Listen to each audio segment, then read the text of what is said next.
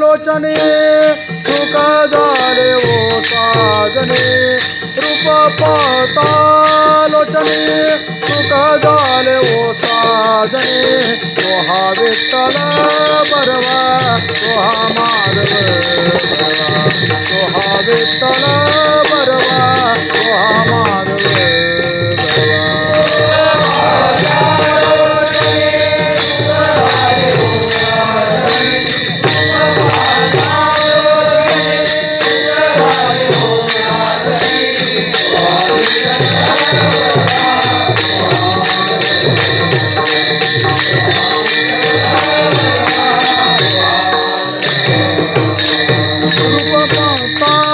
सुख झाले ओ साधने रूप पाहता लोचने सुख झाले ओ साधने तो हा विठ्ठल बरवा तो हा माधव बरवा तो हा विठ्ठल बरवा तो हा माधव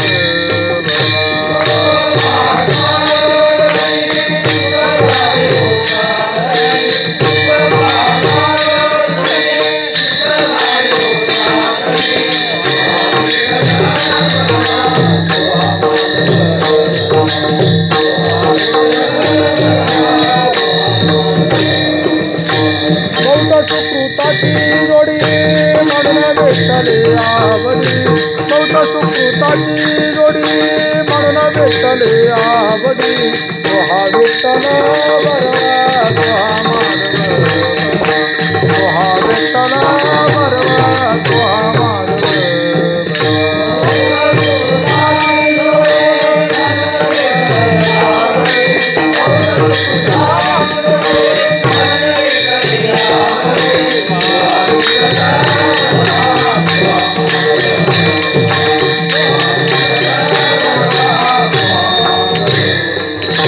सर्व सुखाचे आगर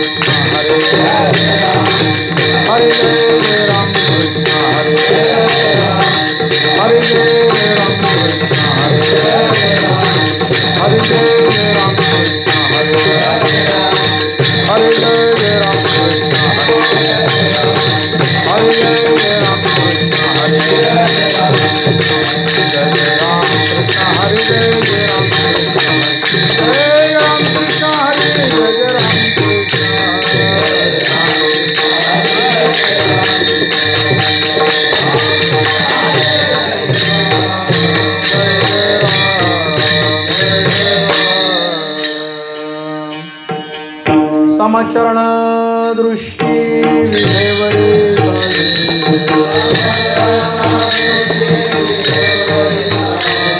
समचरण दृष्टी विधेवरे साधे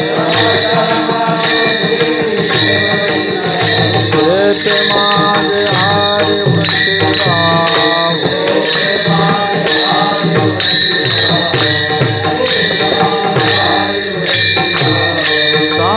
चरण दृष्टी विधेवरे साधे रामचरण दृष्टी विधेवरे साधे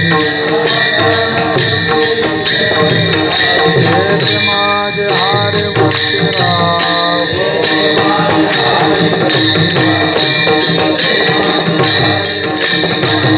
मालिकन रे मालिका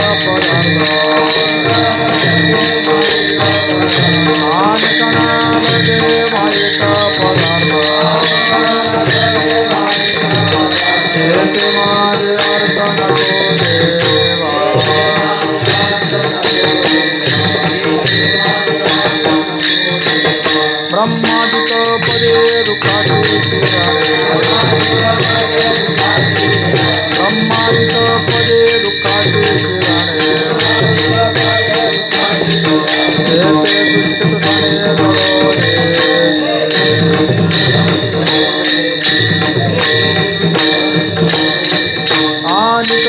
लगे मायका पदार्थ लगे मायका पदार्थ माझे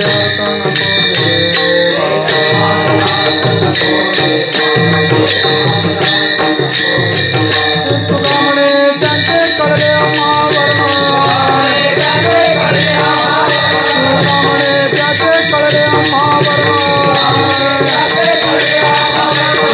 कर्म धर्मना जिवंत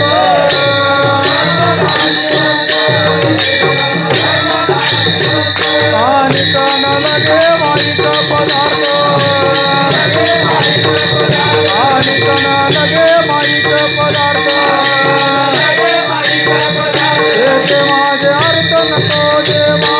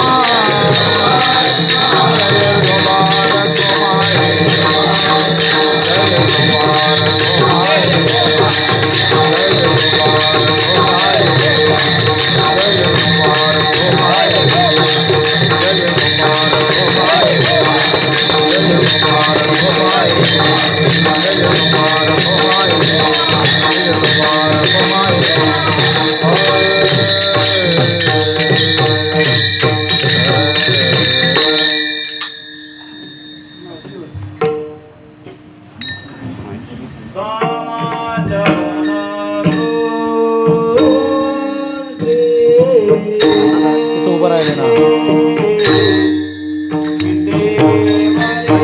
इथं उभं राहिले ना जरा पुढे घ्या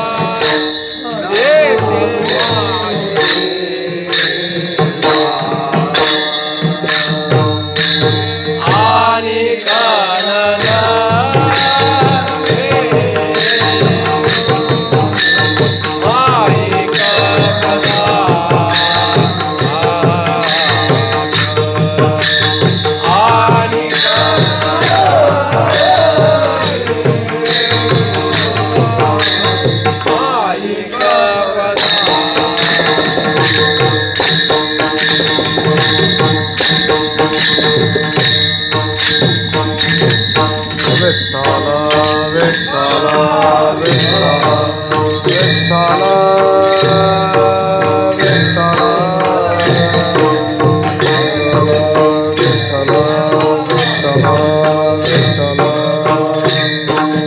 दृष्टी विठेवरे साजरे समचरण दृष्टी विठेवरे साजरे तेथे माझे हरे वृत्ती राहो अनेक न लगे माईक पदार्थ तेथे माझे अर्थ नको देवा ब्रह्मादिक पदे दुःखाची शिराणी तेथे दुश्चित जनी जडो देशे अनेक न लगे माईक पदार्थ तेथे माझे अर्थ नको देवा तुका म्हणे त्याचे कळले अम्मा वर्म तुका म्हणे त्याचे कळले अम्मा वर्म जे जे कर्मधर्म नाशिवंत अनेक न लगे माईक पदार्थ तेथे माझे अर्थ नको देवा महायोग पीठे तटे भीमरथ्याम वरम पुंडरीकाय धात्मुनिंद्रेः समागत्य तिष्ठन्तमानन्दकन्दं परब्रह्मलिंगं भजे पांडुरंगम माझे वाणी तुझे वर्णे गुण नाम माझे वाणी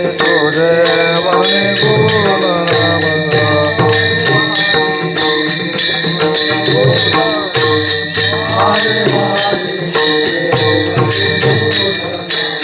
माझे प्रेम काय कळा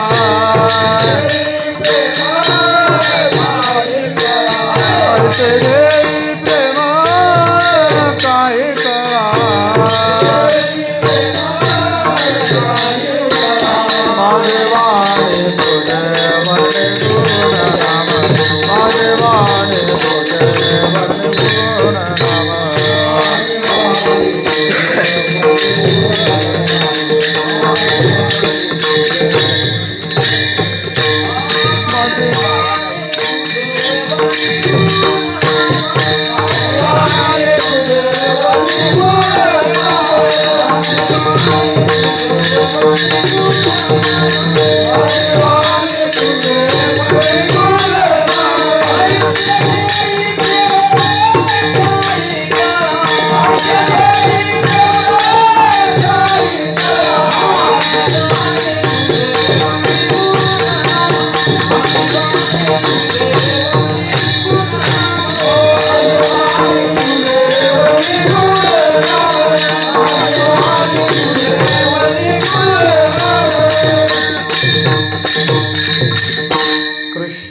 वासुदेवाय हरे परमात्मने प्रणतक्लेशनाशाय गोविंदाय नमो नमः नमामि सद्गुरुं शान्तं सच्चिदानन्दविग्रहं पूर्णब्रह्मपरानन्दमीशमानन्दिवल्लभं कृष्णाय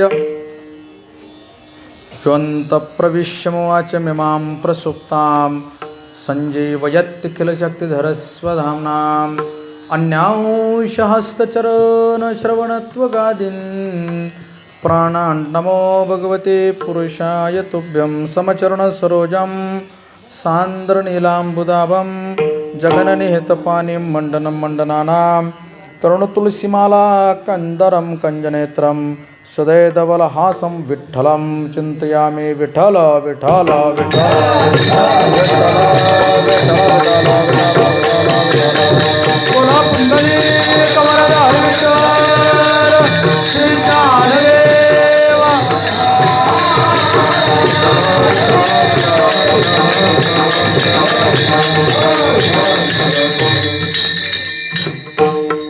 समचरण दृष्टी विठेवरी साजिरी समचरण दृष्टी विठेवरी साजिरी तेथे माझे हरी वृत्ती राहो अनेक न लगे माईक पदार्थ तेथे माझे अर्थ नको देवा प्रतिवर्षाप्रमाणे संपन्न होत असणारा नामयज्ञ सोहळा ग्रंथराज श्री ज्ञानेश्वरी पारायण सोहळा आणि अखंड हरिनाम सप्ताह आणि त्या सप्ताहातील आज प्रथम दिवसाची हरिकीर्तनरूपी सेवा आणि या सेवेचं पुष्प भगवंताच्या चरणी अर्पण करत असताना सेवेकरिता घेतलेला अभंग श्रीमंत श्री जगद्गुरु तुकोबाराय यांच्या अभंगगाथेतील 4 चरणाचा आत्यंतिक महत्त्वाचा गोड चिंतनीय अभंग सेवेकरिता घेतलेला आहे. यथामती प्राप्त असणाऱ्या वेळेमध्ये मर्यादित अभ्यासाच्या अनुषंगाने आणि मर्यादित बुद्धीच्या कुवतेच्या माध्यमातून अभंगाचा काहीसा विचार करता येतो का याचा प्रयत्न करायचा आहे. सेवेकरिता घेतलेला अभंग तुकोबरायांचा असून या अभंगाद्वारे तुकोबराय पंढरीश परब्रह्म परमात्म्याला प्रार्थना करतात. हा अभंग प्रार्थनात्मक स्वरूपाचा आहे. दुसरा भाग असा, हा अभंग संपूर्ण गाथ्याला सूत्ररूपाण आहे. दुसरा, दोन भागाने या अभंगाचा विचार करता येईल. पहिला भाग, हा अभंग संपूर्ण गाथ्यातील इतर जे काही अभंग आहेत, 4-4.5 हजार अभंग जे आहेत, 4092 आहेत, त्यापैकी हा एक वजा केला तर उर्वरित राहिलेले 4091 अभंग, त्या अभंगाचा या अभंगाशी अन्वय आहे. म्हणून इतर अभंगांना हा अभंग सूत्र रूपाने आहे. पहिला मुद्दा. दुसरा मुद्दा, या अभंगाच्या द्वारे तुकोबराय परमात्म्याकडे प्रार्थना करतात, म्हणून हा अभंग महत्त्वाचा आहे. गाथेची सुरुवात या अभंगावरून होते आणि या अभंगाची भूमिका लक्षात आली की तुकोबरायांना अभंगाच्या द्वारे कोणता विषय प्रतिपादित करायचा आहे, काय संबंधाने विचार तुकोबरायांना प्रकट करायचा आहे, किंबहुना गाथ्याचा काय विषय आहे हे आपल्या लक्षात येऊन जाईल. म्हणून हा अभंग सगळ्यात महत्त्वाचा. या अभंगाची भूमिका लक्षात घेतल्यानंतर इतर अभंग फार अभ्यासासाठी आणि चिंतनासाठी अवघड जातील असं सांगता येणार नाही. म्हणून प्रातस्मरणीय परमश्रद्धेय वैकुंठवासी गुरुवरी शंकर महाराज खंदारकर यांच्या सार्थ गाथ्यानुसार या अभंगावर खंदारकर गुरुजींनी बराचसाच विचार केलेला आहे. विठ्ठल विठ्ठल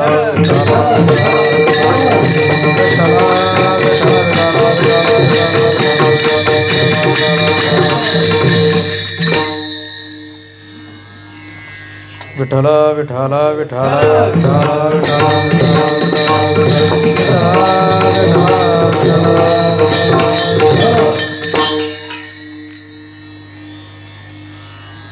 प्रार्थना करणारा अभंग आहे. तुकोबराय परमात्म्याकडे प्रार्थना करतात बरं का. प्रार्थनेच्या संबंधाने 3 मुद्दे आवश्यक आहेत. माझ्या अल्पशा अभ्यासाप्रमाणे सांगू इच्छितो. विषय तुमच्यासमोर प्रकट करतो, यथायोग्य असेल तर स्वीकार करा. प्रार्थनेच्या संबंधाने 3 मुद्द्याचा विचार केला जातो. 1, प्रार्थना कोणी केली, 2, प्रार्थना कोणाला केली आणि 3, प्रार्थना कोणती केली. या 3 मुद्द्याचा विचार लक्षात घेतला की मग अभंगाची भूमिका काय आहे, ही अभंगाची भूमिका आपल्या लक्षात येईल बरं का. प्रार्थना कुणी केली, अभंग कुणी कोणाचा आहे, श्रीमंत श्री जगद्गुरू तुकोबरायांचा अभंग सेवेकरिता घेतलेला आहे. अभंग तुकोबरायांचा आहे. तुकोबराय परमात्म्याकडे प्रार्थना करतात. अभंगामध्ये प्रार्थना करणारं एक अवतारी साधू पुरुष आहेत बरं का. हे कोणी तुमच्या माझ्यासारखे एक सामान्य व्यक्तिमत्व नाही आहे. एक फार अवतारी पुरुष आहेत. नवे अजून बोलायचं म्हटलं तर ते जगद्गुरू आहेत. जगद्गुरू तुका अवतारणामयाचा संप्रदाय सकळांचा येथून या निळामणी मठचा उपदेश केला, संप्रदाय दिला सकळ जना. निळोबराय वर्णन करतात, निळामणी मठचा उपदेश केला, संप्रदाय दिला सकळ जना. असे असणारे जगताचे जगद्गुरू ते श्रीमंत श्री जगद्गुरू तुकोबराय आहेत बरं का. कलियुगामध्ये 2 जगद्गुरू होऊन गेले. सत्ययुग, त्रेतायुग, द्वापार युगामध्ये वेगवेगळे जगद्गुरू होते शास्त्रानुसार, पण कलियुगामध्ये 2 जगद्गुरू होऊन गेले. एक श्रीमद आद्यशंकराचार्य आणि श्रीमद आद्यशंकराचार्यांच्या नंतर आमच्या महाराष्ट्राच्या भूमिकेमध्ये, कारण आचार्यांचा जन्म केरळ भागातला आहे, दक्षिण भारतातला आहे, आणि त्यानंतर महाराष्ट्राच्या भूमीमध्ये जगद्गुरू म्हणून अवतीर्ण झाले ते आचार्यांच्या नंतर श्रीमंत श्री जगद्गुरू तुकोबराय बरं का. म्हणून प्रार्थना करणारे कोण आहेत, जगद्गुरू तुकोबराय आहेत. प्रार्थना कोणी सामान्याने केलेली नाही बरं का. एक विशेष अवतारी महापुरुषानं भक्ती ज्ञान वैराग्याचे मूर्तिमंत पुतळे असणारे श्रीमंत श्री जगद्गुरू तुकोबराय यांनी देवाकडे प्रार्थना केलेली. अजून सांगू का, प्रार्थना कोण करणारे आहेत प्रमाणानं सांगायचं म्हटलं तर तुकाराम तुकाराम तुकाराम तुकाराम नाम घेता का प्रेम नाम घेता का प्रेम नाम घेता का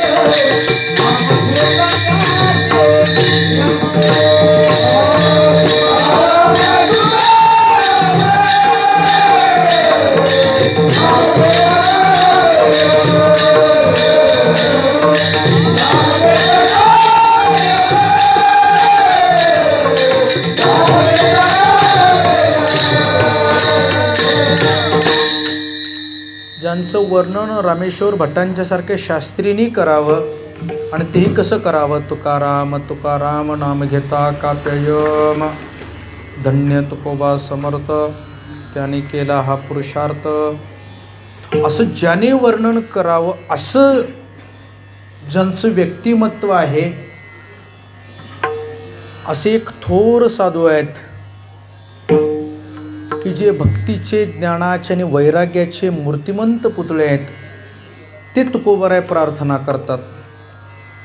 तुमच्या माझ्यासारख्या सर्वसामान्यानं कुणी एखाद्या साधकानं एखाद्या वारकऱ्यानं एखाद्या उपासकानं एखाद्या अभ्यासकानं एखाद्या तत्वचिंतकानं प्रार्थना केलेली नाही आहे. जगद्गुरूंनी केलेली आहे.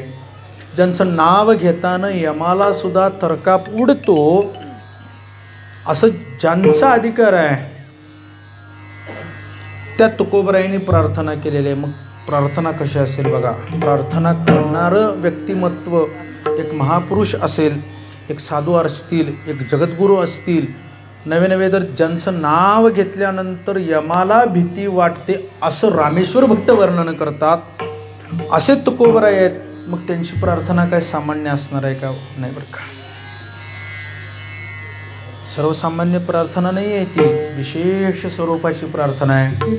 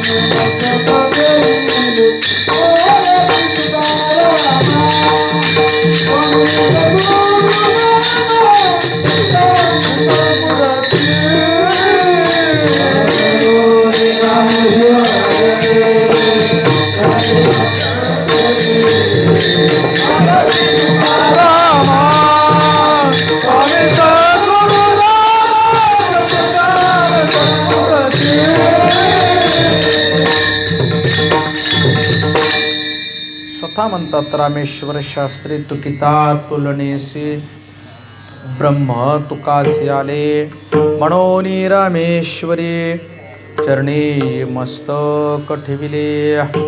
रामेश्वर भट्ट स्वतः आरती लिहित असताना किंबहुना तुकोबरायांची आरती करत असताना तुकिता तुलनेसी ब्रह्म तुकासी आले, ब्रह्म तुकोबरायांच्याकडे आलं. म्हणोनी रामेश्वरी चरणी मस्तक ठेविले. म्हणून एक थोर साधुत्व ज्यांच्याकडं आहे, एक अवतारी पुरुष आहेत, जगद्गुरू आहेत, असे जगद्गुरू श्री तुकोबाराय देवाकडे प्रार्थना करतात बरं का. म्हणजे प्रार्थना करणारे कोण आहेत या संबंधाने विचार पाहायला गेलं तर ही सगळी विचारधारा तुकोबरायांच्याकडे घेऊन जाते, तुकोबरायांच्या जीवनचरित्राकडे घेऊन जाते. म्हणून प्रार्थना करणारे तुकोबराय आहेत. कुणाकडे केली? कुणाकडे केली? जगाचं मालकत्व ज्याच्याकडे आहे त्याच्याकडे केली बरं का. तुका म्हणे अकळ आहे सकळ व्यापक, तो हा पंढरीचा राणा नाही अनुमाना श्रुतीशी. ज्याचं श्रुतीला सुद्धा अनुमान करता येत नाही 6 प्रमाणापैकी अनुमान प्रमाण एक आहे. यत्र यत्र वह्नी तत्र तत्र धूमः. हे अनुमान प्रमाणाचं एक लक्षणशास्त्रकाराने केलेलं आहे. ज्या अर्थी समोर आम्हाला 1 किलोमीटरवर धूर निघतो त्या अर्थी आम्ही असं अनुमान करतो की खाली काय लागलेलं आहे, जाळ लागलेला आहे. जरासा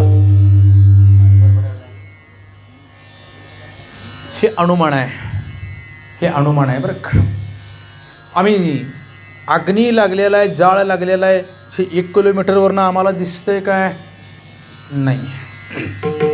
पण एक आमचं अनुमान आहे, ज्या अर्थी तिथं धुराची लोट दिसत आहेत त्या अर्थी खाली जाळ लागलेला आहे. काही का होईना पेटलेलं आहे, काहीतरी पेटलेलं आहे, काहीतरी आग लागलेली आहे, काहीतरी जळतंय म्हणून आकाशात त्याचे धूर येत आहेत, धुराचे लोट येत आहेत. हे अनुमान प्रमाण आहे. तसं वेदानं सुद्धा त्या परमात्म्याचं अनुमान करण्याचा प्रयत्न केला शब्दाद्वारे, पण वेदाला सुद्धा त्याचं अनुमान करता येण्यासारखं नाही, कारण तो कोणत्याही प्रमाणाचा विषय ठरत नाही. प्रमाणाचा विषय ठरण्यासाठी तो पदार्थ परिच्छिन्न असावा लागतो. परिच्छिन्न पदार्थ असेल तर त्या पदार्थाचं प्रमाणानं लक्षण करता येतं. प्रत्यक्ष, अनुमान, शब्द, उपमान, अर्थापत्ती आणि अनुपलब्धी यासापैकी हे पदार्थ स्वरूपच नाही म्हटल्यानंतर त्याचं वर्णन कसं करणार, ते कोणत्याही प्रमाणाचा विषय होऊ शकत नाही. मग तरीसुद्धा वेदानं वर्णन केलं, किती केलं, थोडं केलं. शब्द हा बहुसार, उपकाराची राशी, म्हणून थोडंफार त्याचं वेदानं वर्णन केलं.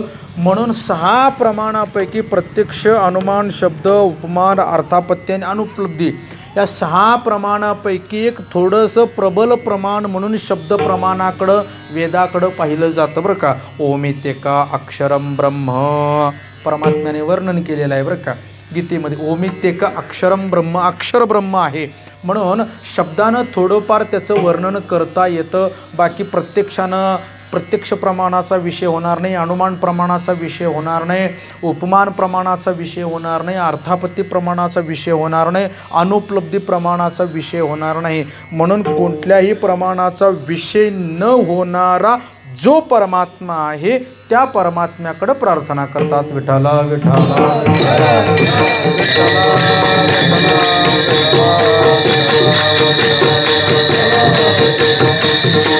त्या परमात्म्या पुढे प्रार्थना करतात बरं का. अजून थोडासा विचार करायचा म्हटलं तर कुणाकडं प्रार्थना करतात,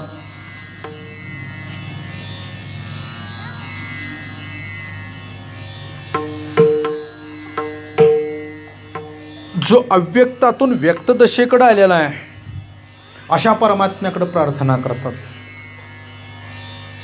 अभंगाची सुरुवात आहे. समचरण दृष्टी विठेवरी साजरे.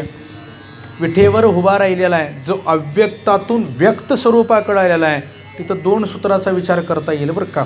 समचरण आणि दृष्टी याच्यामध्ये एकदा चरण आणि एकदा दृष्टी. एकदा सम हा शब्द चरणाकडे लावायचा आणि एकदा सम हा शब्द दृष्टीकडे लावायचा. ज्या वेळेला समचरणानं पाहता त्यावेळेला सगुण लक्षणानं आणि समदृष्टी ज्या वेळेला पद लावता त्यावेळेला निर्गुण संबंधानं. विठाला विठाला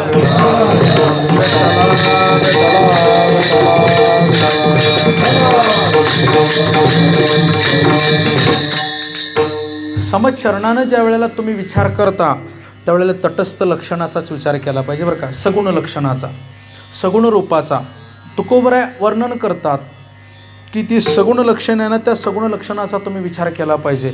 सुंदर ते ध्यान उभे विटेवरी करकटावरी ठेवून या, किंवा राजस सुकुमार मदनाचा पुतळा, रवी शशी कळा लोपलिया कस्तुरी मळवट, चंदनाची उठी रोळेमाळ कंठी वैजयंती, असं जे लक्षण केलं जातं संतांनी वर्णन केलेलं आहे ते तटस्थ लक्षणाच्या संबंधानं वर्णन केलेलं आहे.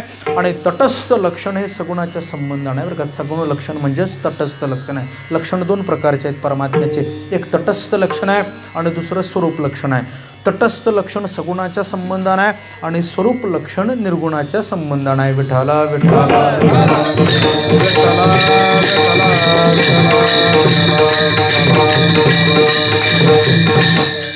आणि या ठिकाणी तुकोबराय प्रार्थना करत असताना कोणाकडे करतात? मग सगुणाकडे करतात का निर्गुणाकडे करतात? पुन्हा पुढला प्रश्न बरं का. आता इथं वर्णन करत असताना तुकोबराय समचरणानं समदृष्टीने विठेवर उभा राहिलेला जो परमात्मा आहे त्याच्याकडं प्रार्थना केली. त्याच्याकडं म्हणजे कुणाकडं? मग समदृष्टीने समचरणाने केलेल्या म्हणजे सगुण परमात्म्याकडे केली का निर्गुण परमात्म्याकडे केली? तर त्याचं उत्तर एक आहे की जो सगुण आणि निर्गुण दोन्हीनं नटलेला आहे, दोन्हीनं जो एकच आहे, जो दोन्हीने एक आहे, समचरणानं सगुणाच्या संबंधानं, समदृष्टीनं निर्गुणाच्या संबंधानं दोन्ही एकच आहे असा जो परमात्मा आहे त्या परमात्म्याकडे प्रार्थना केली. विठाला विठाला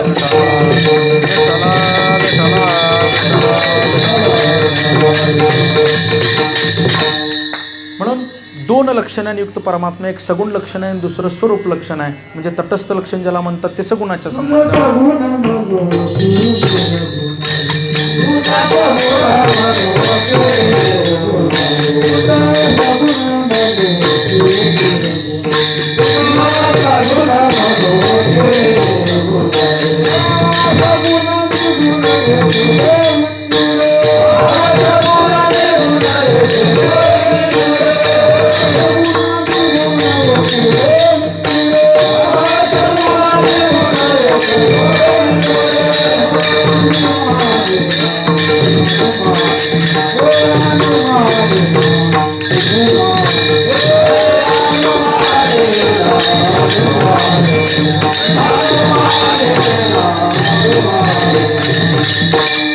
जो दोन्ही एकच आहे.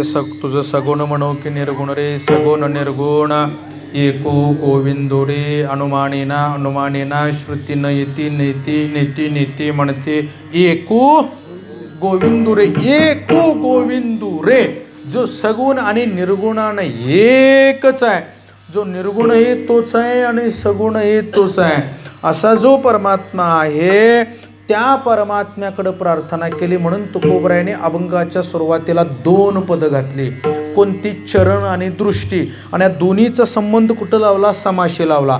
समचरणानं आणि समदृष्टीनं विठेवर जो परमात्मा उभा राहिलेला आहे म्हणून त्याला सगुणही म्हणतात आणि त्याला निर्गुणही म्हणतात. विठाला विठाला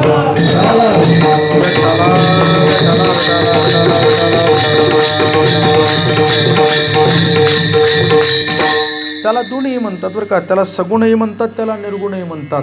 अव्यक्ताचं ब्रह्म मायेचा स्वीकार करून, माया उपाधीचा स्वीकार करून ते आकाराला येतं, सगुणत्वाला येतं, त्यावेळेला ते सगुण असतं. आणि माया ज्या वेळेला सोडून देतं त्यावेळेला ते अव्यक्त स्वरूपाला असतं. पण ते अव्यक्त स्वरूपाचंच ब्रह्म हे सगुण साकार रूपाला येतं. म्हणून तुकोबरायाने सम हा शब्द अभंगाच्या सुरुवातीला वापरला आणि पुन्हा चरण आणि दृष्टी हा शब्द वापरला. आणि म्हणून समचरण म्हटलं की सगुण लक्षात घ्यायचं, समदृष्टी म्हटलं की निर्गुण लक्षात घ्यायचं. आणि दोन्ही लक्षणांनी विठेवर उभा राहिलेला जो परमात्मा आहे त्याच्याकडं ते माझे हारे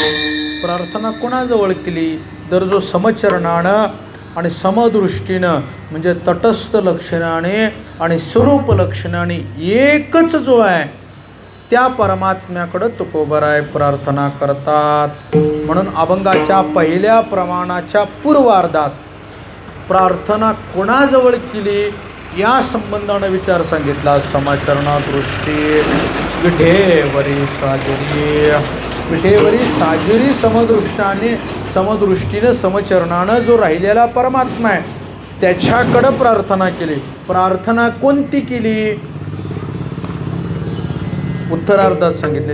ते माझे हरी वृत्ती राहो.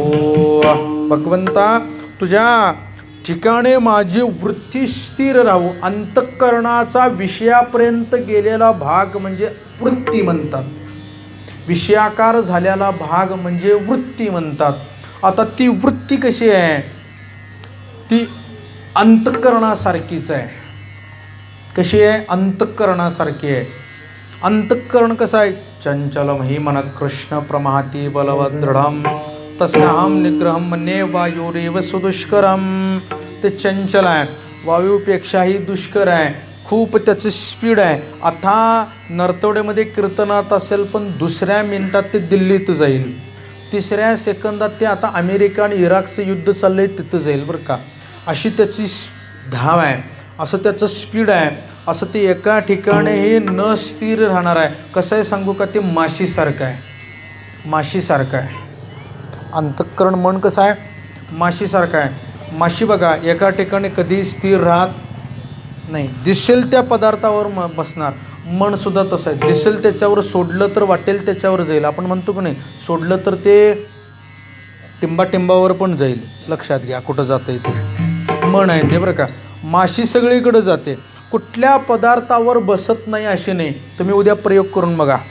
सोप्यात आपल्या माशी आली तिथे साखरेचे काही खडे ठेवा, गुळाचे खडे ठेवा, काही अन्य काही पदार्थ ठेवा, वस्तू ठेवा, मोबाईल ठेवा, घड्याळ ठेवा. ते घड्याळावर बसणार, मोबाईलवर बसणार, गुळ्याच्या खड्यावर बसणार, खडी साखरेवर बसणार, अन्य काही एखादी वस्तू आणून ठेवा त्याच्यावर बसणार. आणि थोड्या वेळानं काय करा चुलीतला येंगळ आणा.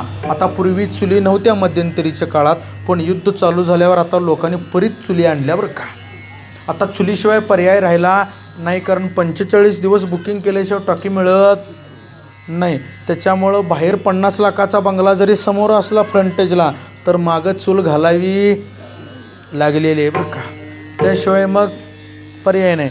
म्हणजे आता आमच्यात चूल नाही आणि मग ते चुलीतलं इंगळ विस्तव कुठलं आणू असं म्हणायचं काय कारण नाही बरं का.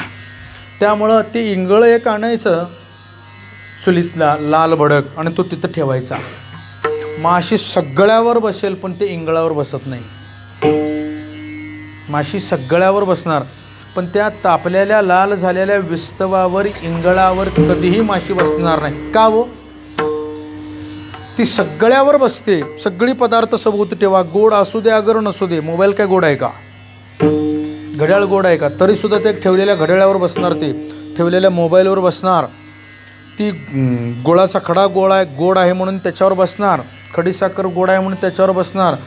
पण बाकीच्या सगळ्या पदार्थावर बसेल पण ती विस्तवावर इंगळावर तापलेल्या कधी बसणार नाही. का बसणार नाही तर तिला 100% माहिती आहे मी इंगळावर बसले तर मी रूपाने शिल्लक राहणार. विस्तवावर बसले माशी जिवंत राहील म्हणता का? जळून जाणार ना. हा जसा स्वभाव माशीचा आहे तसं जशी माशी आहे तसंच आपलं मन आहे.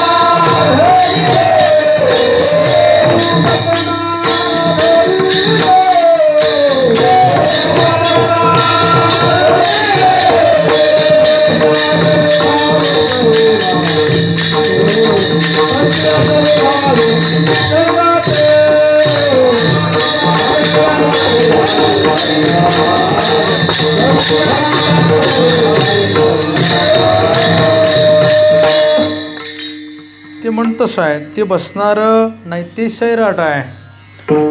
नेई पतनाकडे घेऊन जाणार आहे.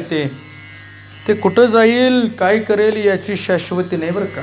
ते अंतःकरण, ते मन बरं का, ते माशीसारखं आहे. ते एका ठिकाणी स्थिर राहणार नाही, कुठं सोडलं तर ते गप्प बसणार नाही, एका ठिकाणी अजिबात थांबणार नाही. असं ते अंतःकरण, ते मन आहे.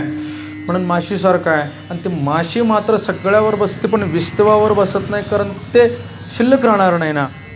तसं मन आहे, आपलं अंतःकरण आहे. सगळ्या ठिकाणी अंतःकरण सगळ्याला स्पर्श करायला बघेल, सगळ्या ठिकाणी ते स्थिर व्हायला बघेल. पण देवाच्या ठिकाणी ते स्थिर व्हायला बघणार नाही, देवाच्या ठिकाणी ते जायला बघणार नाही. का जाणार नाही? गेलं तर त्याला माहिती आहे मी मन रूपानं शिल्लक राहणार, मनाचा बाध होईल, अंतःकरणाचा बाध होईल बरं का. आणि एकदा अंतःकरणाचा बाध झाला की अंतःकरण रूपानं शिल्लक राहणार नाही बरं का.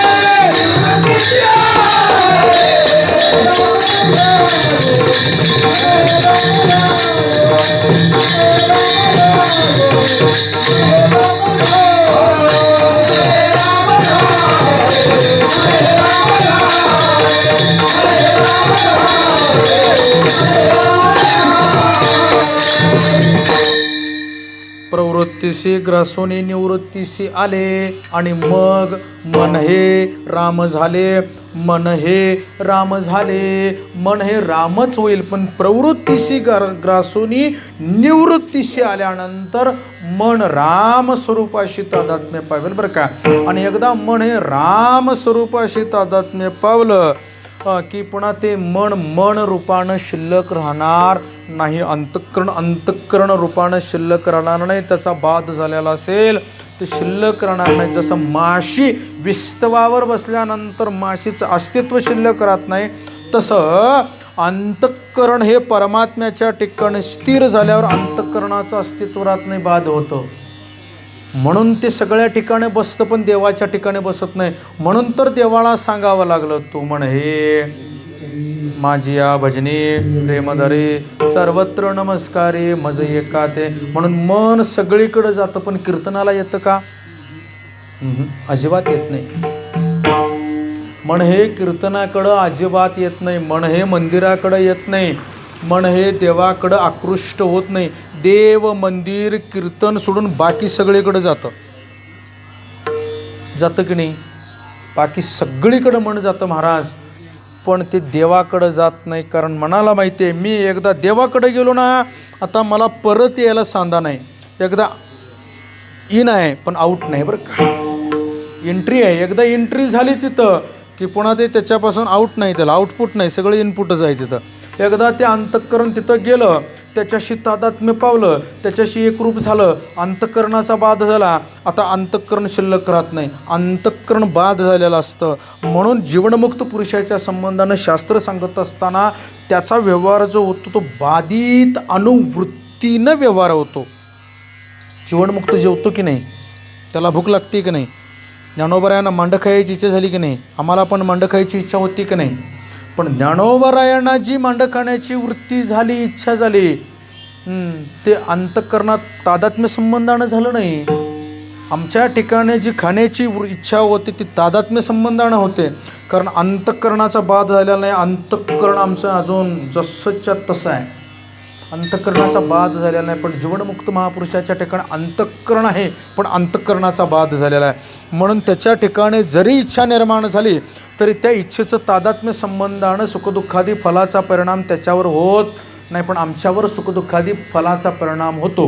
ही शास्त्राची संगती आहे. असो, आता मुद्दा इतकाच आहे की तुकोबराय देवाला म्हणतात की ते माझं अंतःकरण, माझं मन कसं आहे, चंचल आहे, त्यामुळे त्याची वृत्तीही चंचल आहे आणि चंचल असणारी वृत्ती लवकर स्थिर होत नाही आणि तुझ्या ठिकाणी तर होतच नाही. म्हणून तेथे माझे हरी वृत्ती राहो. वृत्ती म्हणजे काय? अंतःकरणाचा विषयापर्यंत गेलेला भाग म्हणजे वृत्ती. विचारसागरामध्ये बाह्य पदार्थ ज्ञानाची रीत सांगत असताना साधू निश्चलदासजी श्री गुरु दादा महाराज साखरे म्हणतात की बाह्य पदार्थ ज्ञानाची रीत सांगत असताना एखाद्या पदार्थाचं ज्ञान व्हायचं असेल तर वृत्ती इंद्रियाद्वारे त्या पदार्थापर्यंत गेली पाहिजे. समोर पखावज आहे याचं ज्ञान होण्यासाठी अंतःकरणाची वृत्ती नेती इंद्रियाद्वारे येऊन समोरच्या पखावजपर्यंत जाते. त्या पखावाजासारखी होते आणि पुन्हा युगपत येते. युगपत येऊन ती आपल्या अंतःकरणाच्या ठिकाणी सांगते की समोर काय आहे, पखावज आहे. आता ती वृत्ती तिथं जाते आणि परत फिरून येऊन आपल्या ठिकाणी येते आणि आपल्याला मग त्या पदार्थाचं ज्ञान होतं. माईक आहे, मोबाईल आहे, पखावज आहे, पुढं रेकॉर्डिंग चालू आहे, कीर्तन सेवा चालू आहे, पुढलं चित्र बदलत नाही, 2 तास 1 तास होऊन गेलेलं आहे. हे सगळं केव्हा कळतं? वृत्ती तिथंपर्यंत जाते, त्या पदार्थ आकार होते आणि पुन्हा फिरून आपल्या ठिकाणी येते आणि मग आपल्याला कळतं. मग तुम्ही म्हणणार हे केवढ्यात कळतं? अगदी युगपत. युगपत म्हणजे किती? तर 1000 युगपत म्हणजे त्याच्यासाठी दृष्टांत दिला बरं का. किती? तर 100 अशा गुलाबाच्या पाकळ्या एकत्र घ्यायच्या. किती? 100 गुलाब फुलाच्या पाकळ्या एकत्र घ्यायच्या आणि सुई घ्यायची आणि सुईच्या टोकानं त्याला छेद मारायचं. आपण ज्या वेळेला असा 100 पाकळ्यांचा गट्टा एकत्र करू आणि सुईने छेद करू त्यावेळेला एकाच वेळेला छेद पडेल का वेगवेगळ्या वेळेला छेद पडेल? चूक. एकाच वेळेला कसं पडेल? पहिल्या पाकळीचा छेद झाल्याशिवाय दुसऱ्या पाकळीचा छेद होणार नाही, दुसऱ्या पाकळीचा छेद झाल्याशिवाय तिसऱ्या पाकळीचा होणार नाही आणि तिसऱ्या पाकळीचा छेद झाल्याशिवाय मग अशी 1 पासून 99 करा ना, 100 पाकळ्या आपण एकत्र, मग एका वेळेला कसं होल पडेल? पहिल्या पाकळीचा छेद होऊन दुसऱ्या पाकळीत, दुसऱ्यातून 10व्यात, 10व्यातनं 25व्यात, 25व्यातनं 50व्यात, अशा एक मागोमाग एका मागोमाग एका मागोमाग. आता ह्याच्यात सूक्ष्म कालाचा दुसरा वेदांतिक शब्द आहे, त्याला सूक्ष्म कालाचं व्यवधान. दुसरा वेदांतिक शब्द आहे सूक्ष्म कालाचं व्यवधान. व्यवधान हा शब्द आहे तिथं, वेदांतिक शब्द कळत नाही म्हणून सांगत नाही बरं का. संस्कार कमी पडतात शास्त्राचे. त्या सूक्ष्म कालाचं व्यवधान आम्ही म्हणतो एकाच वेळेला पाकळीला छेद झाला. चूक. पहिल्या पाकळीचा छेद झाल्याशिवाय दुसऱ्या पाकळीचा होणार नाही, दुसऱ्या झाल्याशिवाय तिसऱ्या होणार नाही, तिसऱ्या झाल्याशिवाय चौथ्या. मग त्याला काहीतरी काळ लागला असेल की, घटिका काळ, निमिष क्षण, अर्धक्षण काहीतरी लागलं असेल की, ते सूक्ष्म कालाचं व्यवधान आहे. पहिलीचा छेद झाल्याशिवाय दुसरीचा होत नाही. हे जसं आहे ना तसं आहे बरं का. ते तसं आहे. ते मी विषय सांगत होतो ती वृत्ती, ती वृत्तीचं त्या विषयाकार होऊन परत येण्यासाठी त्याच्यापेक्षाही सूक्ष्म कालाचं व्यवधान आहे.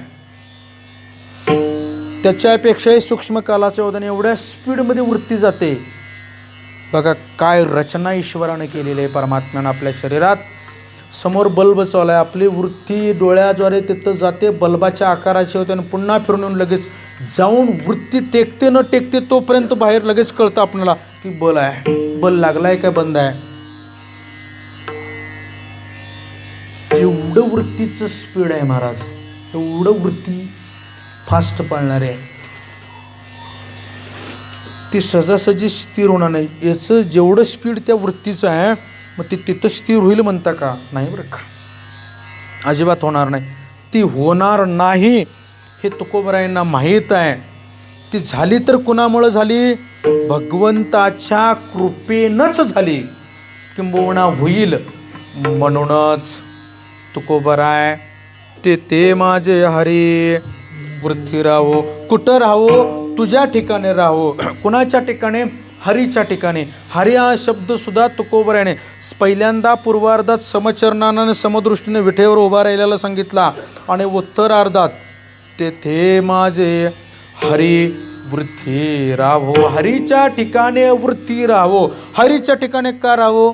पांडुरंगाच्या ठिकाणी म्हटलं नाही तर हरीचा संबंध असा आहे, स्मृती मात्रेनं पुंसा पापम संसारम वा हरती इति हरी. ही हरी शब्दाचा अर्थ असा होतो ज्याचं स्मरण होता क्षणी संसार दुःखाची निवृत्ती करण्याचं सामर्थ्य ज्याच्या ठिकाणी आहे, म्हणून त्याला हरी म्हणतात. विठाला विठाला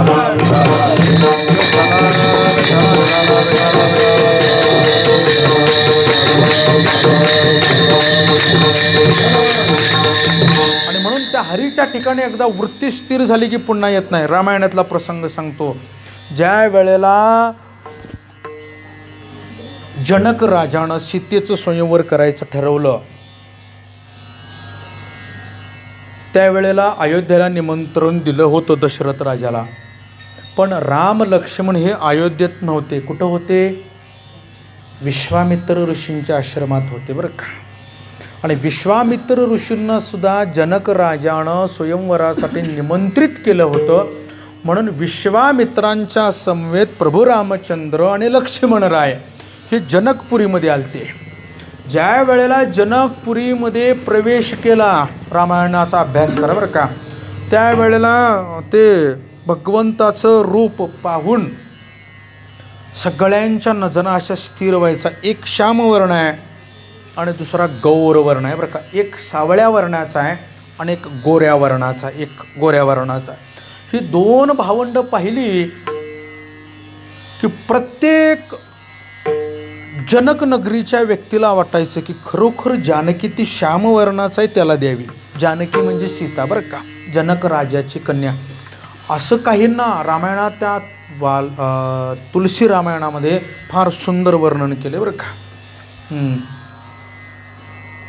तुलसीदासाने रामचरितमानसमध्ये सुंदर वर्णन केलं. तो प्रसंग पाहून घ्या.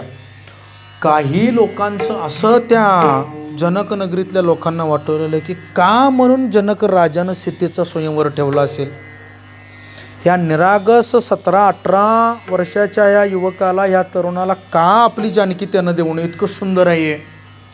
आणि ह्या निरागस 17-18 वर्षाच्या युवकाला, 17-18 वर्ष असेल भगवंताचं, त्या 17-18 वर्षाच्या युवकाला तो शिवधनुष्य उचलणार आहे का? आणि त्या शिवधनुष्याला ती धागा लावून तो शिवधनुष्य उचलून त्याचं दुभंगणार आहे का? का एवढं मोठं पण ठेवलं? त्याऐवजी या समोरच्या तरुणाला, या श्यामवर्ण असणाऱ्या त्या विश्वामित्रांच्या समवेत आलेल्या त्या राजपुत्राला का जनक राजानं आपली कन्या देऊ नये असा विचार यायचा. आणि असा विचार यायचा आणि ती एकटाक प्रभू रामचंद्राकडे बघत राहायची. अयोध्येत प्रवेश केला भगवंताने. वशिष्ठ विश्वामित्रांचा सत्कार समारंभ झाला, आदरातिथ्य झालं, एका ठिकाणी राहण्याची व्यवस्था केली.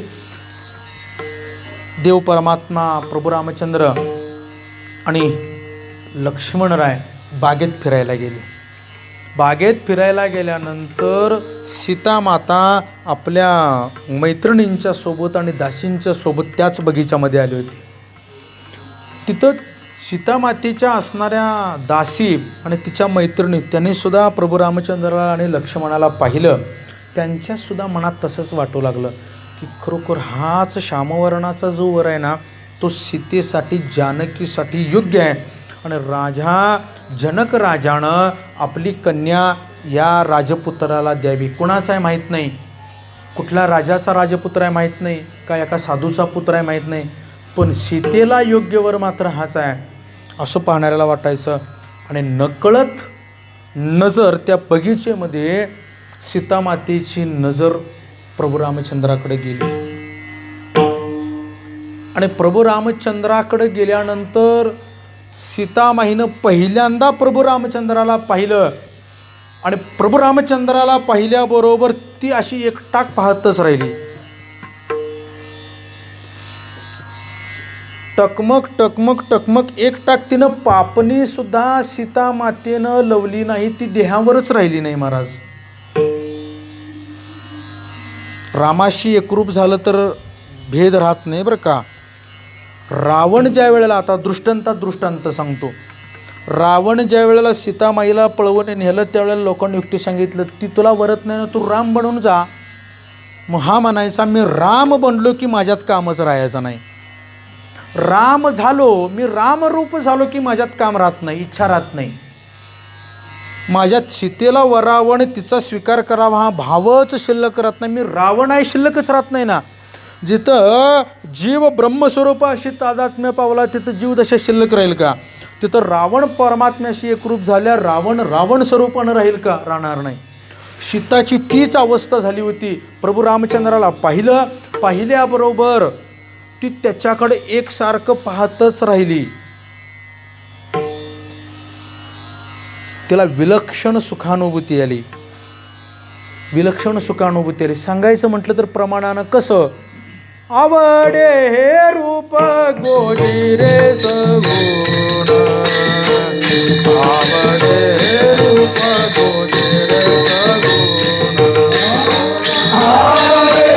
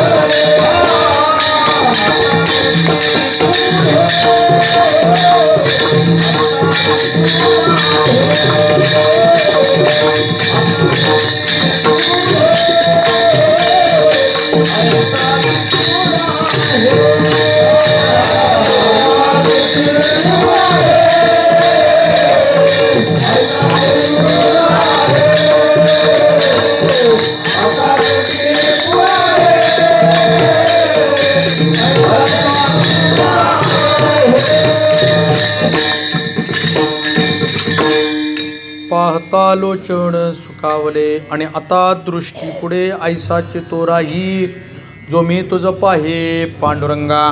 सीतामाईची तीच अवस्था झाली. पाहता लोचन सुखावले. ती एक टाक परमात्म्याकडं पाहतच राहिली महाराज.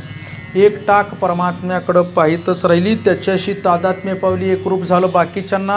बाकीच्या दासींना सावध करावं लागलं. अगं सीते सावध हो. सीतामाईला वाटू लागलं की हाच वर आपल्याला उद्या प्राप्त व्हावा. त्याच्या ठिकाणी वृत्ती सहजासहजी स्थिर होत नाही बरं का. आणि एकदा वृत्ती स्थिर झाली तर ती त्याच्यापासून दुसरीकडे जातही नाही.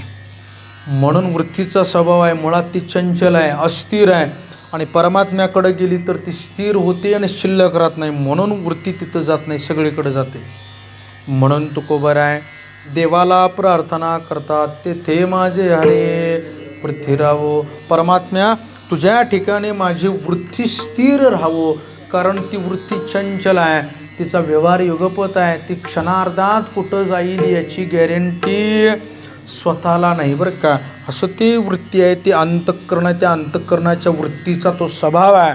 म्हणून देवा माझी प्रार्थना तुला आहे. पहिली प्रार्थना तुकोबराय करतात की देवा माझी एक प्रार्थना आहे देवा की तू सगुण साकार रूपानं नटलेला आहेस, तूच सगुण आहेस, तूच निर्गुण आहेस, तुझ्या ठिकाणी माझ्या अंतःकरणाची वृत्ती स्थिर राहो परमात्म्या श्रीहरी, अशी तुला प्रार्थना आहे. तेथे माझे हरे वृत्ती राहो. अभंगातली पहिली प्रार्थना आहे बरं काही. अशा अनेक 2-3 प्रार्थना देवाने तुकोबरायांनी या अभंगामध्ये केलेल्या आहेत. त्यातली पहिली प्रार्थना देवाला अशी आहे, देवा तू सगुण आहेस, तूच निर्गुण आहेस, तुझ्या ठिकाणी माझी वृत्ती राहो. ही अभंगातली पहिली प्रार्थना आहे. म्हणून तेथे माझे हरी वृत्ती राहो. विठोबा रखुमाई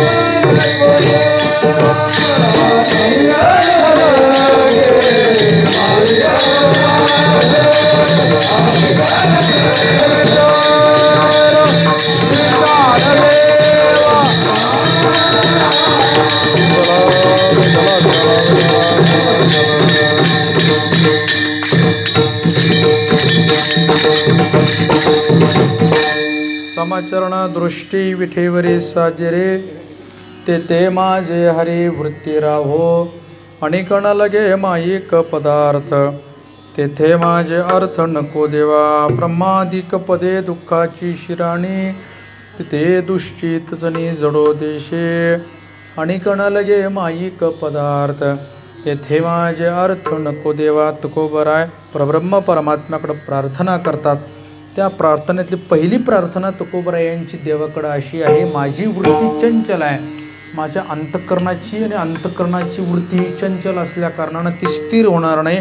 म्हणून ती वृत्ती कुठं स्थित व्हावी, स्थिर व्हावी, भगवंता तुझ्या स्वरूपाच्या ठिकाणी तुझ्या ठिकाणी स्थिर व्हावी. म्हणून पहिली प्रार्थना देवाकडं वृत्तीच्या संबंधानं स्थिरतेच्या संबंधानं तुकोबराय देवाकडं करतात. म्हणून पहिली प्रार्थना कोणती असेल तर वृत्ती स्थिर करायची आहे. साधना कशासाठी करायची आहे? वृत्ती स्थिर होण्यासाठी. योगस्य चित्तवृत्ती निरोधः. योगानं काय होतं? वृत्ती स्थिर होते. साधनेनं काय होती? वृत्ती स्थिर होते. वृत्तीतला मलदोष निवृत्त होतो आणि वृत्तीतला विक्षेप दोष निवृत्त होतो. म्हणून निष्काम कर्माचरणाने निष्काम उपासनेनं मलदोषाची आणि विक्षेप दोषाची निवृत्ती होते. म्हणून नाम हे निष्काम क्रिया आहे, निष्काम कर्माचरण आहे आणि नाम हे निष्काम उपासना पण आहे बरं का. म्हणून नाम ही क्रिया पण आहे आणि नाम ही उपासना पण आहे. नाम नुसतं जपलं तर ती क्रिया घडते, कृती घडते आणि नामामध्ये भाव आला तर ती उपासना घडते. विठ्ठला विठ्ठला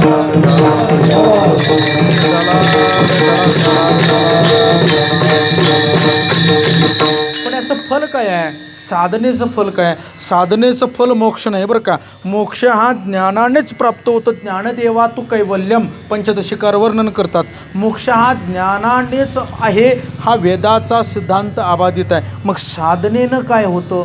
नामसाधनेनं मोक्षप्राप्ती होण्याच्या अगोदरची पूर्वतयारी साधनेनं होत असते. मलदोष विक्षेप दोष निवृत्त झाल्यानंतर मग ज्ञान आहे आणि मग मोक्ष आहे अधिकार संपन्नतेनं बरं का.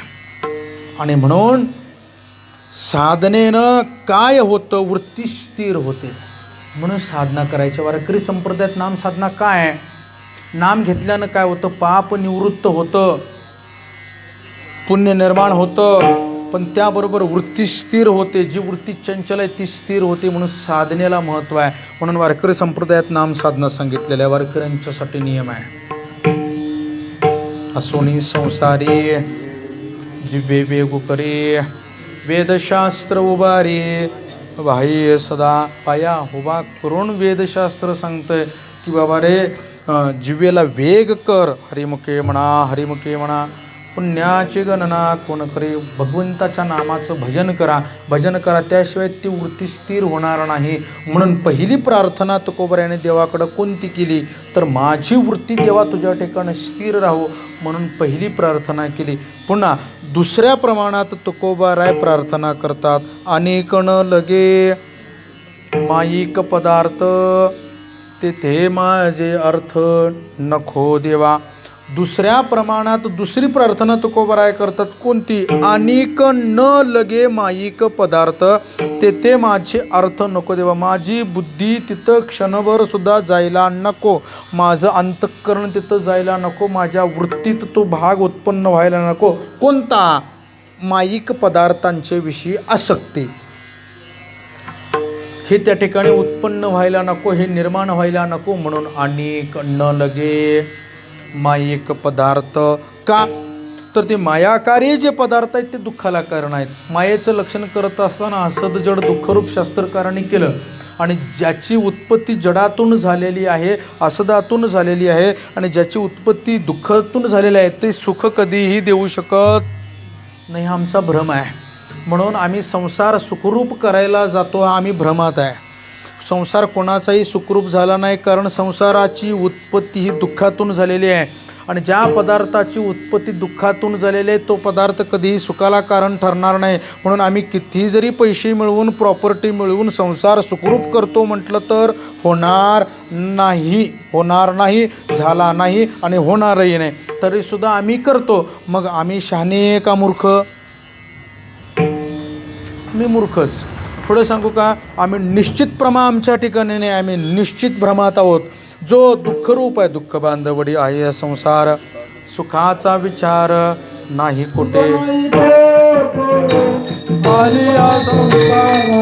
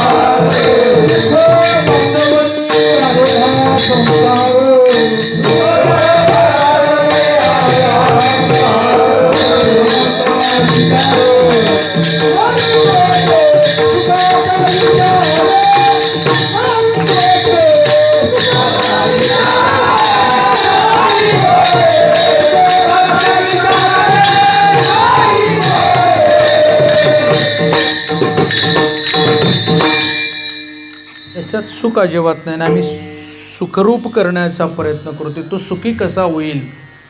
संपत्तीनं, इस्टेटीनं, प्रॉपर्टीनं, सगळ्या गोष्टीनं होणार नाही. कारण त्याची उत्पत्ती मायेतून आहे. माया ही जड दुःखरूप आहे महाराज. लिंबाची पानं किती दिवस पाकात ठेवल्यावर गोड होतील म्हणता?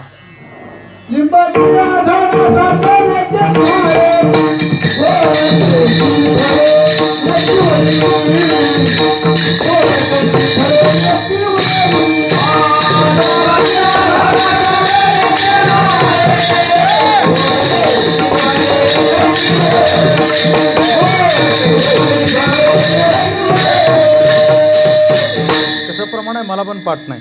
कसं आहे? लिंबाच्या झाडा साखरेचे आळे गोड तैशी गोड कैसी फळे येती बरे. त्याला गोड कसं येणार? त्याचा स्वभावच कडू आहे. ते किती दिवस ते साखरेच्या पाकात तात्याने कीर्तन करायला काय अडचण नाही बरं का. कीर्तन करायपेक्षा तात्याशनी प्रमाण पाठ आहेत. मला जे प्रमाण पाठ नाही ते तात्यांना पाठ आहे बरं का. तात्यांनी आता कीर्तन करायला काय अडचण नाही. आणि मग ते किती दिवस साखरेच्या पाकात ठेवल्यानंतर ते गोड होतील म्हणता? होणार नाही. त्याचा स्वभाव आहे, त्याचा गुणधर्म आहे कडूपणा. तो कधीही बदलणार नाही. गुणधर्म कधी बदलत नाही. कौसकुल्ली माहिती आहे तुम्हाला? कौसकुल्ली कशी असते? ती स्पर्श झाल्याबरोबर कसं गोड वाटतं का नाही? अंगाला खाज होते. ती काही केल्यावरती खाज उठायची बंद होईल म्हणता? होणार नाही. तद्वत संसार आहे. काय केल्यावरती सुखरूप होईल म्हणता? हा आमचा भ्रम आहे. सुखरूप करतोय आम्ही, सुखरूप होणार नाही. मोक्ष प्राप्त झाला तर सुखरूप होईल. तो ज्ञानोबराने प्राप्त करून घेतला म्हणून अवघाची संसार केला. फक्त संत परंपरेनं जो गेला त्याचा संसार सुखरूप झाला, अन्य कोणाचा झाला नाही महाराज. ज्ञानोबरायांनी केला. भावरूप मोक्ष प्राप्त करून घेऊन सुखरूप झाला. आता त्याचा विचार मी करत नाही. मुद्दा इतकाच आहे की तुकोबराय म्हणतात, दुसरी प्रार्थना करतात, देवा अनेक न लगे माईक पदार्थ, तुझ्याहून अनेक इतर जे आहेत तिथे माझे अर्थ नको देवा. देवा माझी वृत्ती त्या ठिकाणी जायला नको, फक्त आणि फक्त तुझ्या ठिकाणी स्थिर होऊ दे. कारण तुझं सोडून जे बाकीचं आहे ते सगळं मायाकार्य आहे. परमात्म्याहून बाकीचं जे सगळं आहे ते मायाकार्य आहे. आणि जे मायाकार्य आहे ते असद जड दुःख रूप आहे. त्याच्यातून सुखाची प्राप्ती होणार नाही, दुःखच आहे. त्याचं बीजच दुःख रूप आहे.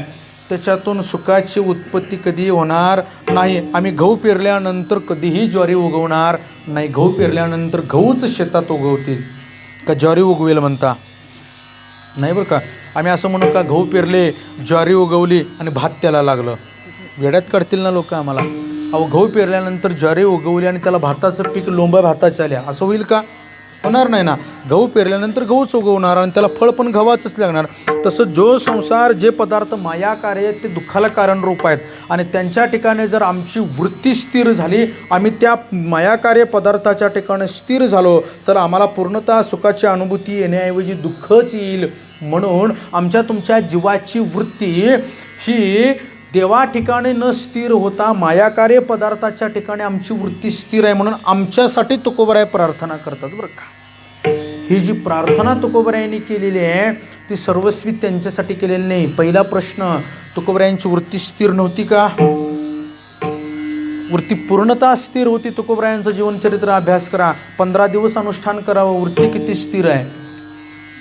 असा ऐसा कोटे आठवायचे नाही. किती वृत्ती स्थिर आहे. देहावरली बुद्धी नाही शिल्लक राहिली, देह तादात्म्य निवृत्त झालेलं आहे. त्यांची वृत्ती चंचल असेल का? तरीसुद्धा ते देवाला प्रार्थना करतात, ते माझे अरे वृत्ती राहो. म्हणजे ती प्रार्थना त्यांच्यासाठी नसून ती आमच्यासाठी आहे बरं का. पहिली प्रार्थना केली तुकोबरायांनी, माझी वृत्ती स्थिर राहो, ती त्यांची नाही, आमच्या तुमच्यासाठी पहिली प्रार्थना केली. दुसरी प्रार्थना तुकोबरायांनी केली कोणती? अनेक न लगे माईक पदार्थ, तेथे माझे अर्थ नको देवा. देवा त्या ठिकाणी माझे अर्थ म्हणजे बुद्धी त्या ठिकाणी नको. का? तर ते मायाकार्य दुःखाला कारण आहेत. आता वास्तविक पाहता तुकोबरायांची वृत्ती मायाकार्य पदार्थांच्या ठिकाणी होती का? पुन्हा पुन्हा प्रश्न, पुन्हा तुकोबरायांचं चरित्र उलगडायचं. दुसऱ्या प्रमाणाचा विचार करत असताना खरोखर माया पदार्थाच्या ठिकाणी तुकोबरायांची वृत्ती स्थिर होती का?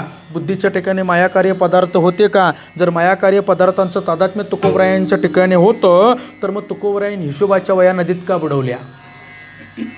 वसुली केली असती तर तुकोबराय कोट्याधीश श्रीमंत झाले असते. नुसतं वसुली, व्याज म्हणतोय मी, व्याज, दिलेल्या रकमेचं व्याज जर तुकोबरायांनी गोळा केलं असतं तर तुकोबराय त्यावेळचे गर्भश्रीमंत झाले असते. मग तिथं वृत्ती स्थिर होती का? पदार्थाच्या ठिकाणी नव्हती. तरीसुद्धा तुकोबराय देवाला म्हणतात, अनेक न लगे माईक पदार्थ, तेथे माझे अर्थ नको देवा. देवा माझं अर्थ म्हणजे बुद्धी त्या ठिकाणी स्थिर नको, कारण ते दुःखाला कारण आहे. दुसरी प्रार्थना सुद्धा आमच्या तुमच्यासाठीच आहे. आणि तिसऱ्या प्रमाणामध्ये सुद्धा तुकोबराय प्रार्थनाच करतात. कशाच्या संबंधानं करतात? पहिली प्रार्थना वृत्तीच्या संबंधानं, वृत्ती स्थिर होण्यासाठी. दुसरी प्रार्थना पदार्थाच्या ठिकाणी तादात्म्य राहू नये म्हणून. आणि तिसरी प्रार्थना तुकोबराय जी करतात ती पदाच्या संबंधानं करतात. अभंगाचं तिसरं प्रमाण.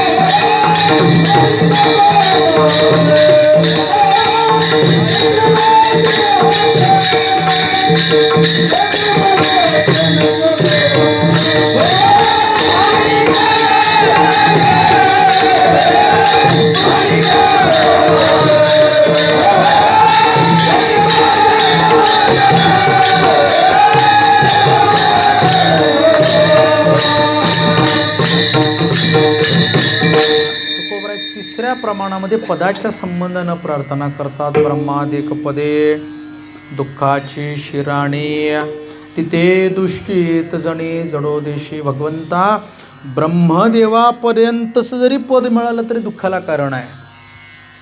ग्रामपंचायत सदस्याचं हबपचं पद सांगत नाही मी. हबप पद सुद्धा चांगलं आहे का म्हणता? हबप पद सुद्धा दुःखाला कारण आहे. कीर्तन करायला बॅग घेऊन फिरा कळते बघा प्रवास कसा आहे, अंतर किती किलोमीटरचं आहे. रात्रीचं कोणीतरी अडवलं घाटात मग समजते. एवढं सोपं नाही बरं का. कोणतंही पद खूप वाईट आहे. पायी पद हे खूप वाईट आहे आणि आम्ही पदाच्या मागं लागून राहिलो. माझं हबप लिहिलं नाही म्हणून मी मंदिरात येत नाही. माझ्या नावापुढं पद लिहिलं नाही. मी वेदांताचार्य लिहिलं नाही, कीर्तन केसरी लिहिलं नाही, कीर्तन सम्राट, विनोदाचार्य, मृदंगाचार्य, गायनाचार्य सगळ्या पदव्या आहेत बरं का.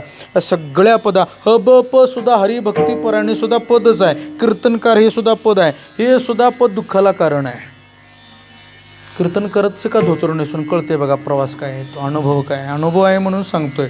एवढं सोपं नाही महाराज, एवढं सोपं नाही. सगळं वाईट आहे. पदाच्या मागं लागायचं नाही. लोक पदाच्या मागं लागून राहिले. लोक पदाच्या मागं राहिले. पदाच्या मागं लोक राहिली. तुकोबराय म्हणतात देवा मला कोणतंच पद नको आहे. ब्रह्मदेवाचं पदसुद्धा वाईट आहे. भृगु ऋषीने यज्ञ केला. एक दृष्टांत सांगतो थोडकासा.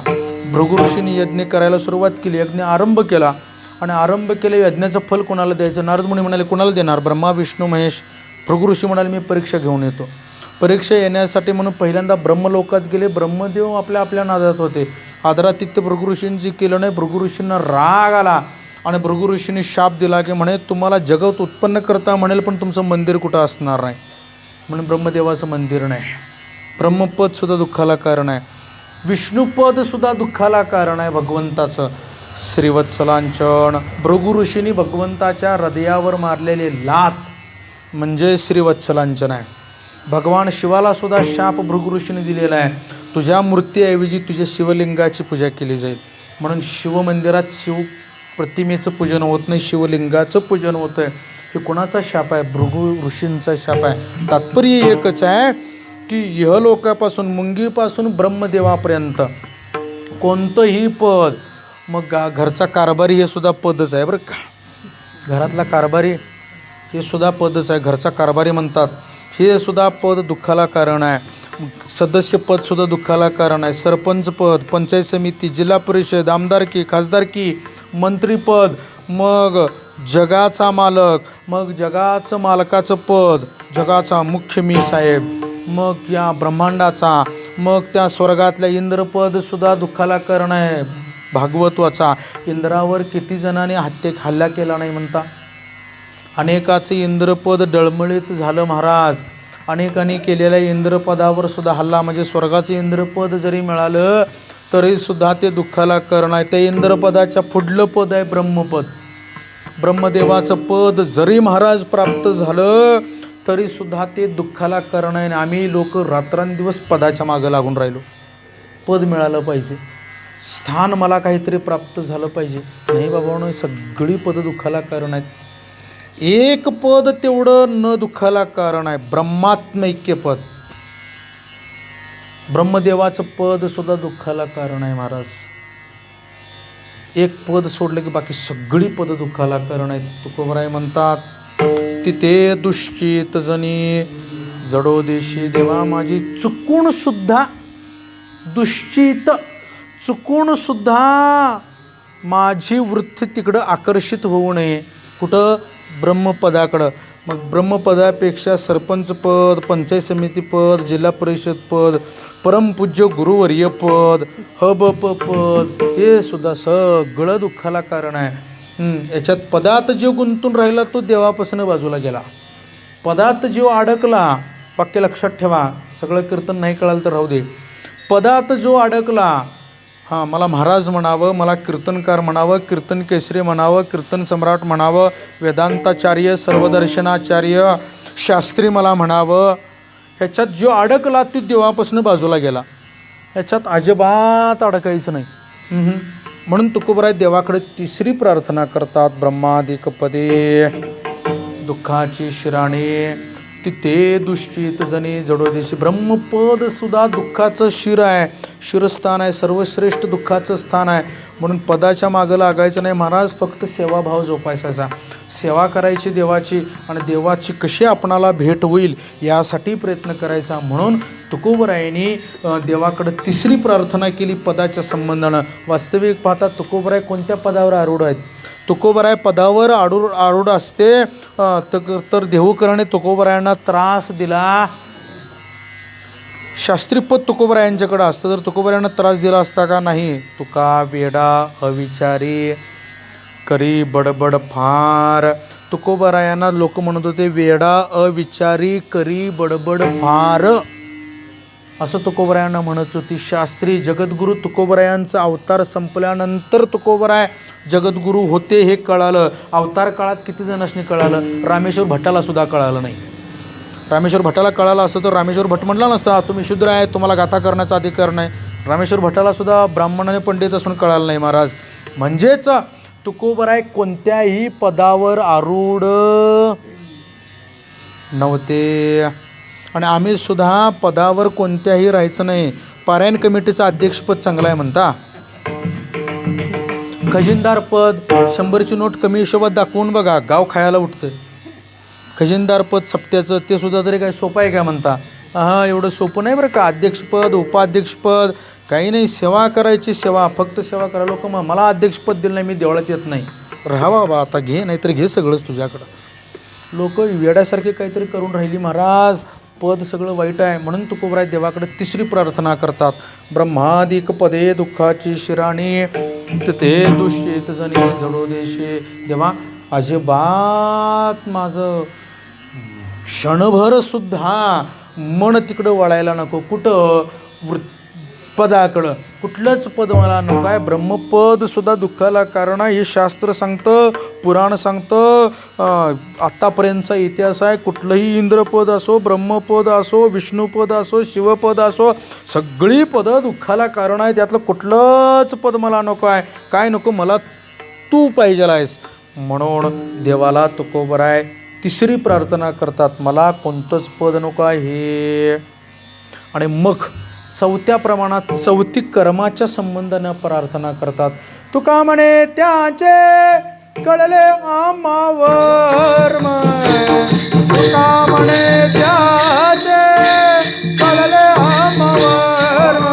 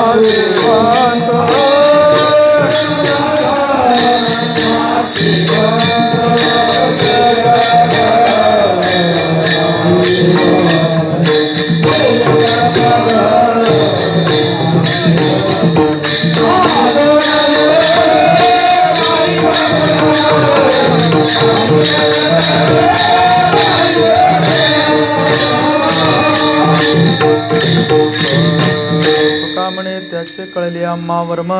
जे जे कर्म धर्म नाशिवंत, जे जे असणारं कर्म धर्मयुक्त असो अगर नसो पण ते नाशिवंत आहे. आणि ते सगळं केलेलं कर्म भोगावं लागतं. ते विहित असू दे नाही तर निषिद्ध असू दे, कर्म धर्मयुक्त असू दे किंवा अधर्मयुक्त असू दे, केले कर्म झाले त्याचे भोगाले. उपजले मेले ऐसे किती. केलेलं कर्म चांगलं असलं तरी भोगावं लागतं आणि वाईट असलं तरी भोगावं लागतं. भीष्माचार्य यांनी बाणाच्या टोकाने एक साप असा फेकला आणि काट्यावर पडला. पडला, म्हणून भीष्माचार्याला शरपिंजरी पडावं लागलं. मांडव्य ऋषीने लहानपणी फुलपांखराला टोचलं म्हणून 3 वेळा सोळावर जावं लागलं. कर्माचा अबाधित सिद्धांत आहे. विहित कर्म असलं तरी त्या कर्माचं फळ भोगावं लागतं आणि निषिद्ध कर्म असलं तरीसुद्धा त्या निषिद्ध कर्माचं फळ भोगावं लागतं. हा कर्माचा अबाधित सिद्धांत आहे. याचं वर्म आम्हाला कळलेलं आहे. म्हणून देवा आम्ही अकर्म, काम नाही झालो पायी रिकामा, अशी अवस्था आमची होऊ दे, अशा पद्धतीची प्रार्थना तुकोबाराय पंढरीश परमात्म्याकडं प्रस्तुतच्या अभंगामध्ये करतात. ज्ञानेश्वर मावले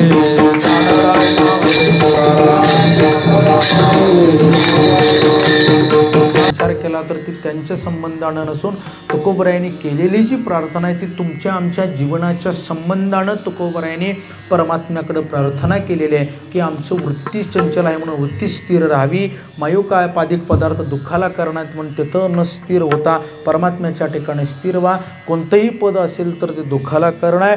कोणतंही कर्म केलं, विहित केलं, निषिद्ध केलं तर ते कर्म भोगावं लागतं आणि ते कर्म भोगण्यासाठी पुन्हा जन्माला यावं लागतं. हा शास्त्राचा सिद्धांत आहे. म्हणून तुकोबरायांनी अशा पद्धतीची प्रार्थना देवाकडे केलेली आहे.